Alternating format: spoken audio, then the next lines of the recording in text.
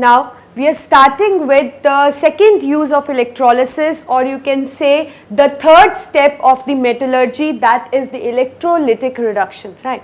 See, the electrolytic reduction, again we will split into two halves. As you know, what is reduction? Reduction is a process in which the oxygen is lost, right, and in this process the we'll just the oxygen will be loose at the cost of electrolysis, right. It is actually a third step of metallurgy which involves the conversion of metal oxide into metal. That means at the end of reaction, what we are going to have, that this metal oxide will be reduced to the metal and oxygen. That means the metal will just get separated and the oxygen will get separated, right. So just look at the board for which the metals we do electrolytic reduction, and you should keep in mind the metals which you can say which occur at the top of reactivity series, they are mostly reduced by the process this electrolytic reduction, right.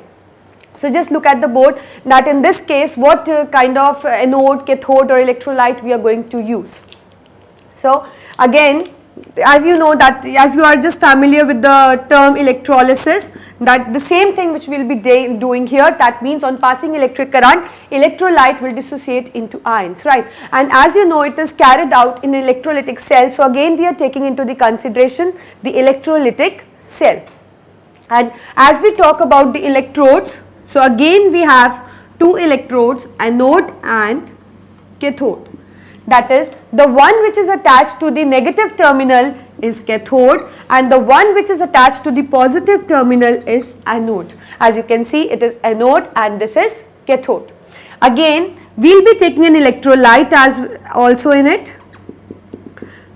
So we take, what electrolyte do we take? We take actually a salt solution, again a solution which just dissociate into ions when electric current is passed.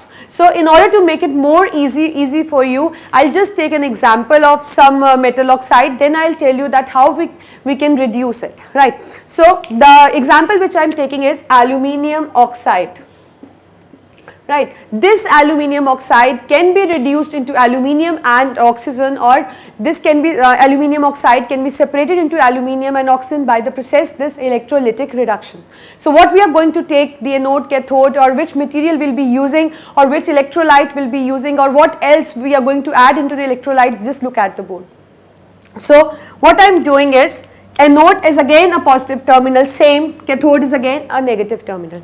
They are made up of material graphite, right. As you know, graphite is a allotropic form of carbon and it is best suited to make electrodes. So that is why graphite is just taken as an electrode material, right. Then what electrolyte we will be taking in it? Electrolyte will be aluminium oxide. In this case, like we want to reduce aluminium oxide, so that is why I am just taking the electrolyte as Al2O3. But you know, sometimes what we do, whenever you get a question that why this substance is added to an electrolyte, why this and this substance is added to an electrolyte, the answer remains the same, because whenever we add certain substance to an electrolyte, it means the same. That means it should function as an electrolyte in a proper manner. And what is that proper manner? Is that means when on passing current, it should fully dissociate into ions. So like in this case, what we add, in this case we add two substances, Na3AlF6 and CaF2. This is a cryolite.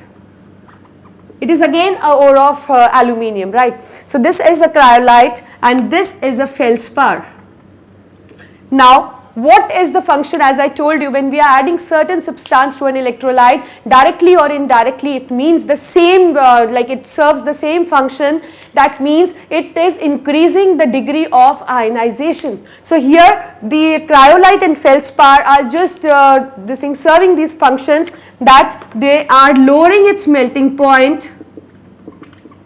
Again, indirectly it has an effect on the increasing the degree of ionization, because lower will be the melting point, more easily it will get ionized, or it will just get ionized completely. So again, it is just indirectly affecting the degree of ionization, right. So this is what I told you, that when we add any substance into an electrolyte, it serves two main functions. One is that to lower the melting point of the electrolyte, and second is to increase the degree of ionization. That means when we pass electricity, it just gets completely dissociated into the ions, right. So this is what we have. Again, I am writing here that we are adding the cryolite and we are adding the feldspar. See, whenever you are attempting in a question like this, you need to just make a well informative diagram which includes the anode, cathode, the material, the ions movement or the ions dissociation. If your diagram will be completely labeled and will be more informative, then you will get very good marks, right. And likewise, you need to write the headings as well and just indicating that what kind of anode, cathode and electrolyte you are using, so that your examiner should clearly see that yes, you know this and you will get a full marks. So don't write in a don't make a paragraph sort of thing, just write, make the headings and just write directly that what kind of anode, cathode and electrolyte what you are using, and if you are adding a certain kind of substance in an electrolyte, that what function it is serving, right. So it should be very clear and should be well underlined as well. So here as I told you, this kind of thing I have done for you. Now we will look for the mechanism that what happens when we pass electric current, how this Al2O3 gets reduced. So what happens when we pass electric current? On passing electric current, obviously this Al2O3 will get dissociated to form their respective ions, right. As you know, the positively charged ion, where it moves, yes, you are right, it moves to the oppositely charged electrode. So obviously if it is a if the ion has a positive charge, it will move to the negative charge electrode, that is, it will move towards cathode, and this is going to move towards positively charged electrode, that is anode. Now on like moving to cathode and anode, they will be just performing their respective reactions. So just look at the board what kind of reactions they are going to perform.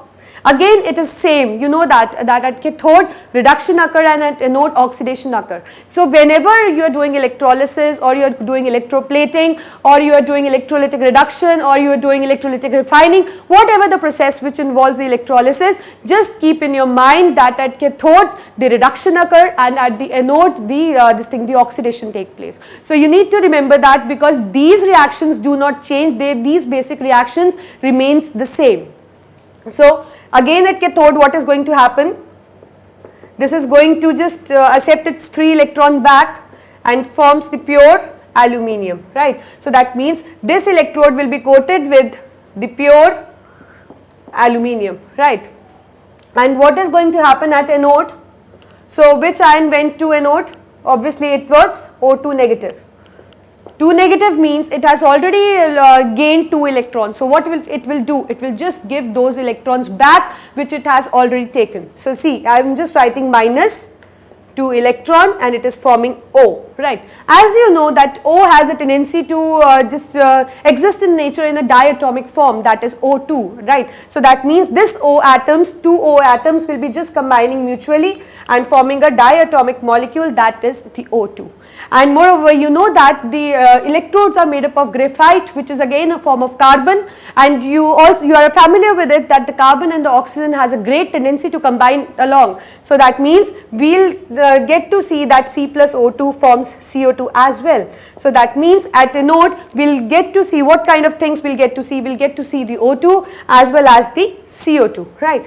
So why we did this process? You know that we did this process because we wanted that our metal should be separated from an oxygen. So this is how what we have done. Earlier it was Al2O3, now what we have got, cathode has a coating of aluminium, no oxygen, only aluminium. So that means the aluminium oxide is just reduced to an aluminium. This is what we wanted, that is why we performed this process, electrolytic reduction, right. So this is the whole process, like how you are going to do. Like as I took an example for aluminium, you can do it for any other case, but it is not always, keep in mind that we don't always add this cryolite or feldspar. Sometimes we need to add if we want to increase increase the melting point and we want to increase the degree of ionization, and sometimes we do not. If the electrolyte which we are using is already a good electrolyte, it dissociates completely, then there is no need to add something into it, right. So this is a process of electrolytic reduction, that is the process third step of metallurgy, which deals with the conversion of metal oxide into a metal, and it is also a